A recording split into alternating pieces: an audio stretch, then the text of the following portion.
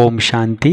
ಮುರಳಿಯ ಮುಖ್ಯ ಸಾರ ದಿನಾಂಕ 17/1/25.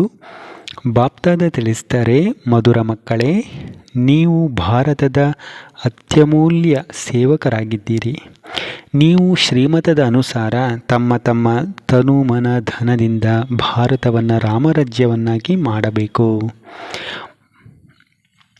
ಬಾಪ್ದಾದ ಪ್ರಶ್ನೆ ಕೇಳ್ತಾರೆ, ಸತ್ಯ ಅಲೌಕಿಕ ಸೇವೆ ಯಾವುದಾಗಿದೆ, ಅದನ್ನು ಈಗ ನೀವು ಮಕ್ಕಳು ಮಾಡುತ್ತೀರಿ.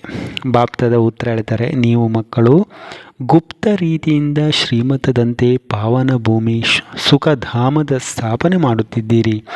ಇದೇ ಭಾರತದ ಸತ್ಯ ಅಲೌಕಿಕ ಸೇವೆಯಾಗಿದೆ. ನೀವು ಬೇಹದ್ದಿನ ತಂದೆಯ ಶ್ರೀಮತದ ಅನುಸಾರ ಎಲ್ಲರನ್ನ ರಾವಣನ ಬಂಧನದಿಂದ ಬಿಡಿಸುತ್ತಿದ್ದೀರಿ.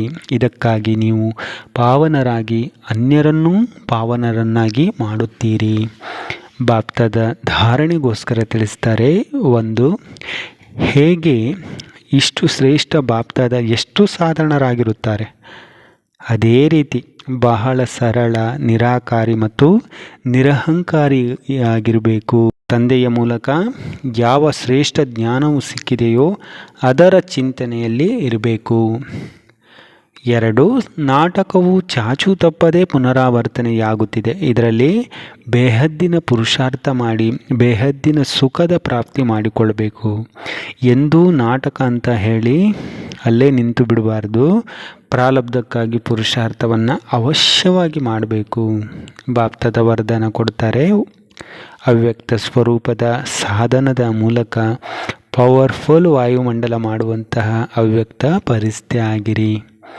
ಬಾಪ್ದಾದ ಸ್ಲೋಗನ್ ಹೇಳ್ತಾರೆ, ಸರ್ವಶಕ್ತಿವಂತ ತಂದೆಯನ್ನು ಪ್ರತ್ಯಕ್ಷ ಮಾಡುವುದಕ್ಕೆ ಏಕಾಗ್ರತೆಯ ಶಕ್ತಿಯನ್ನು ಹೆಚ್ಚಿಸಿರಿ. ಅಚ್ಚಾ. ಓಂ ಶಾಂತಿ.